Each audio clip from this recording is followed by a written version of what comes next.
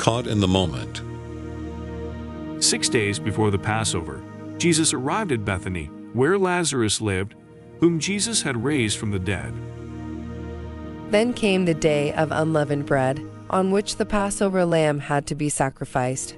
Jesus sent Peter and John, saying, "Go and make preparations for us to eat the Passover."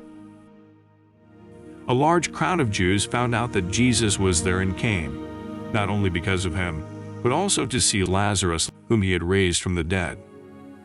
Jesus went out as usual to the Mount of Olives, and his disciples followed him. On reaching the place, he said to them, "Pray that you will not fall into temptation." He withdrew about a stone's throw beyond them, knelt down and prayed, "Father, if you are willing, take this cup from me. Yet not my will, but yours be done." So the chief priests made plans to kill Lazarus as well, for on account of him many of the Jews were going over to Jesus and putting their faith in him. Then the detachment of soldiers with its commander and the Jewish officials arrested Jesus. They bound him and brought him first to Annas, who was the father-in-law of Caiaphas, the high priest that year. As they approached Jerusalem and came to Bethphage on the Mount of Olives, Jesus sent 2 disciples, saying to them, "Go to the village ahead of you, and at once you will find a donkey tied there with her colt by her. Untie them and bring them to me."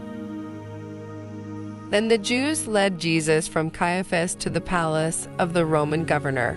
By now it was early morning, and to avoid ceremonial uncleanness, the Jews did not enter the palace. They wanted to be able to eat the Passover.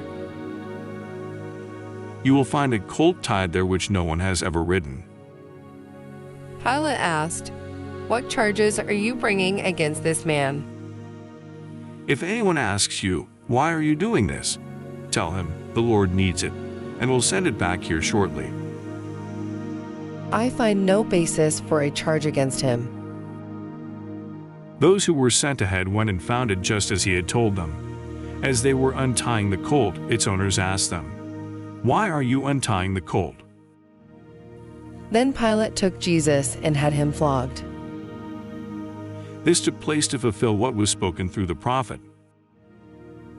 Once more, Pilate came out and said to the Jews, "Look, I am bringing him out to you to let you know that I find no basis for a charge against him."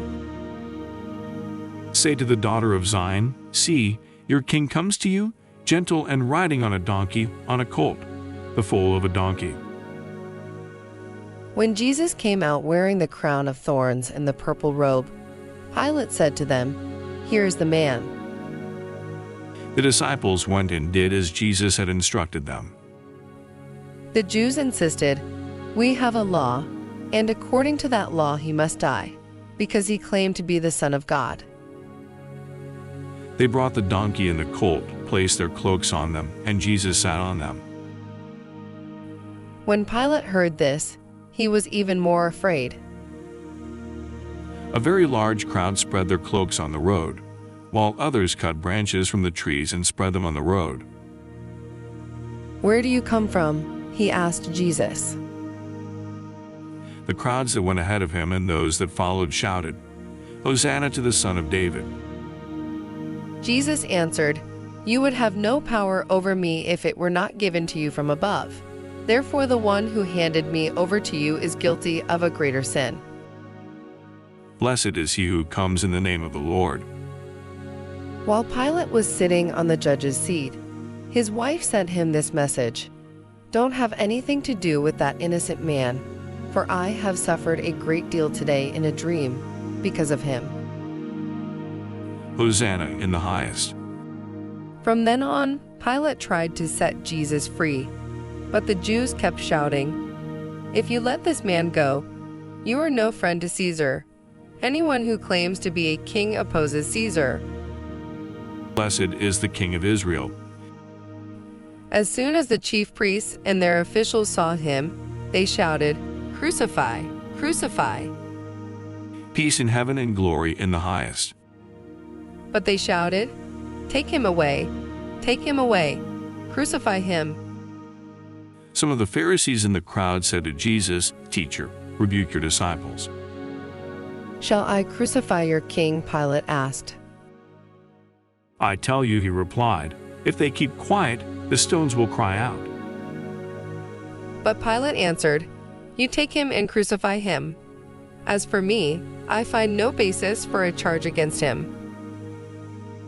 As he approached Jerusalem and saw the city, he wept over it and said, "If you, even you, had only known on this day what would bring you peace, but now it is hidden from your eyes. The days will come upon you when your enemies will build an embankment against you and encircle you and hem you in on every side. They will dash you to the ground, you and the children within your walls. They will not leave one stone on another, because you did not recognize the time of God's coming to you." All the people answered, "Let his blood be on us and on our children." When Jesus entered Jerusalem, the whole city was stirred and asked, "Who is this?" It was the day of preparation of Passover week, about the 6th hour. "Here is your king," Pilate said to the Jews. The crowds answered, "This is Jesus, the prophet from Nazareth in Galilee."